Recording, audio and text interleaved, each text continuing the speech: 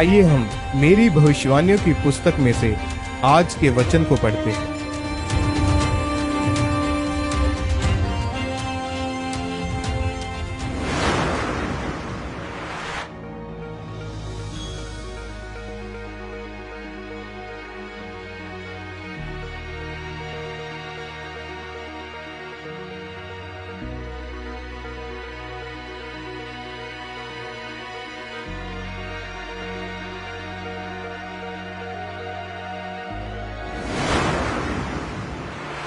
चंगाई आपके दिमाग की सोच नहीं बल्कि पवित्र आत्मा की आवाज है।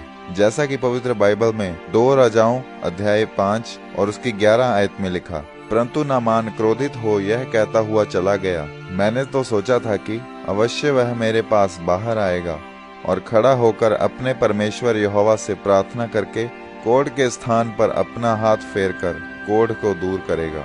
मेरे प्रियो, बाइबल कहती है कि नामान कोढ़ी नाम का एक व्यक्ति था जो राज घराने का था और उसने बड़ी लड़ाइयों को जीतने के लिए राजा की मदद की थी। लेकिन वचन कहता है कि वो कोढ़ी था और उसके घर में एक छोटी लड़की काम करती थी जो इजरायली थी। उस लड़की ने कहा, अगर मेरा स्वामी शिमरोन के किसी अच्छे दास के पास होता तो वो उसको चंगा कर देता। जब नामान कोढ़ी ने यह बात सुनी तो वो वहां गया। वो क्या कल्पना बनाकर गया कि अलीशा अब बाहर आएगा और मेरे सिर पर हाथ रखेगा, तेल मलेगा। उसे ये तो मालूम था कि उसकी गवाही सुनकर वह चंगा हो जाएगा, पर जो कल्पना उसके दिमाग में थी वो परमेश्वर की ओर से नहीं थी।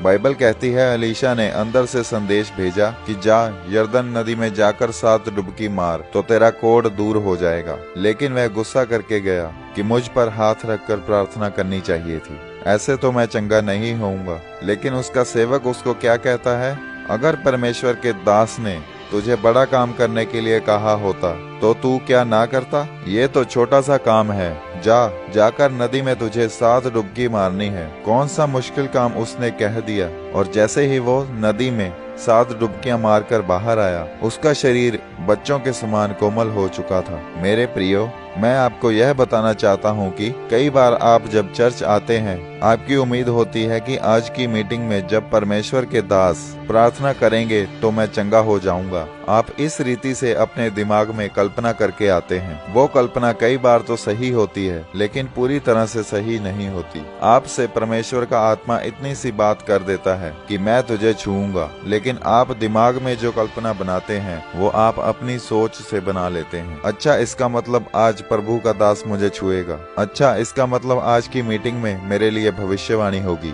लेकिन हर बार ऐसा नहीं होता। लेकिन परमेश्वर ने जो आपको बोला होता है आपके दिल में कि मैं तुझे छूऊंगा, तुझे चंगा करूंगा, वो सच्चाई होती है। इसका मतलब क्या है? इसका मतलब यह है कि परमेश्वर हर बार आपको आपकी सोच के हिसाब से चंगा नहीं करता। परमेश्वर जब भी कलीसिया में चंगा करता है तो वह वचन के द्वारा करता है। कई बार आप सोचते हैं कि आज की मीटिंग में जब मैं जाऊंगा और मुझ पर हाथ रखा जाएगा, लेकिन आपको परमेश्वर उस दिन वचन के द्वारा चंगा करता है। मेरे प्रियो, जब कलीसिया चर्च में वचन सुनने के लिए और परमेश्वर की मर्जी जानने के लिए आती है तो परमेश्वर उनको चंगा भी करता है और पवित्र आत्मा से भी परिपूर्ण करता है। मैंने हमेशा यह देखा है कि कलीसिया कभी भी प्रार्थना से आशीषित नहीं होती। कलीसिया का काम है परमेश्वर की आवाज को सुनना कि परमेश्वर का आत्मा चर्च को क्या कह रहा है और उसको तुरंत पूरा करना, तब फिर कलीसिया आशीषित होती है। आमीन। अंगीकार, यह अंगीकार आपके द्वारा किया जाए।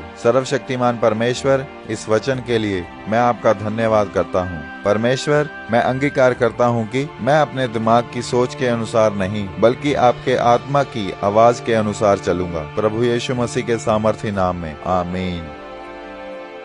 परमेश्वर के दास के द्वारा लिखी गई मेरी भविष्यवाणियों की पुस्तक जो आपको एक विशेष आत्मिक यात्रा की ओर लेकर जाएगी। इस किताब के जरिए आप परमेश्वर के अद्भुत अनुग्रह को समझ सकेंगे। जब आप इसे पढ़ेंगे तो आपको परमेश्वर के रहस्यों और अपने जीवन में सच्चाई से परमेश्वर के साथ चलने का रास्ता मिलेगा। जीवन को आत्मिक ज्ञान से भरें। मेरी भविष्यवाणियों की किताब बस एक किताब नहीं है, ये आपकी आत्मिक यात्रा को सरल बनाने में परमेश्वर का आपके लिए एक उपहार है।